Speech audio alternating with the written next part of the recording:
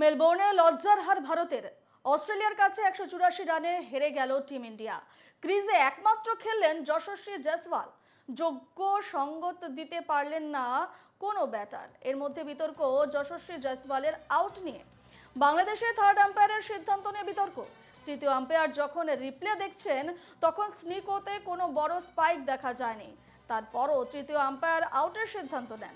ভিডিওতে দেখা যাচ্ছে বল গ্লাভসে লেগেছে, বলের দিক পরিবর্তন হয়েছে।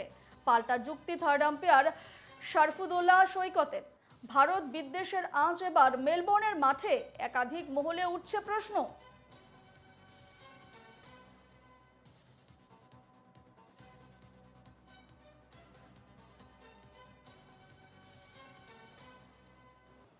বিস্তারিত জানবো, ফোনে রয়েছেন আমাদের প্রতিনিধি সম্রাট দাস। সম্রাট, মেলবোর্নে একেবারে লজ্জার হার ভারতের। 184 রানে হেরে গেল টিম ইন্ডিয়া, কি বলবে এ বিষয়ে?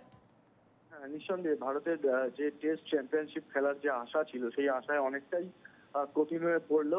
আর সামনে মাত্র একটা ম্যাচ বেঁচে আছে, সেই ম্যাচটা ভারতকে এখন জিততেই হবে। এবং তার সাথে সাথে অস্ট্রেলিয়ার যে শ্রীলঙ্কা ট্যুর রয়েছে সেই ট্যুরের দিকেও তাকাতে হবে।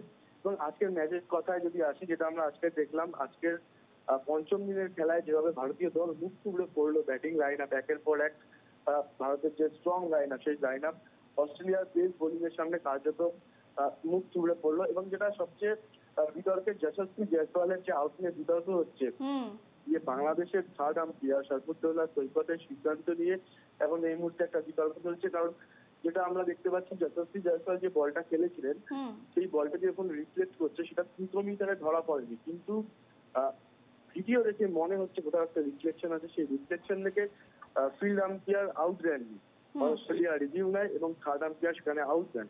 ফলে সেই জায়গায় দাঁড়িয়ে সেটা নিয়ে একটা বিতর্ক রয়েছে। এবং এইসবের কিছুর মধ্যে যেটা ভারতের পক্ষে সবচেয়ে খারাপ হলো সেটা হলো বিশ্ব টেস্ট চ্যাম্পিয়নশিপের যে ফাইনালে ওঠার লড়াই, সেটা অনেকটাই কঠিন হয়ে পড়লো। ধন্যবাদ সম্রাট।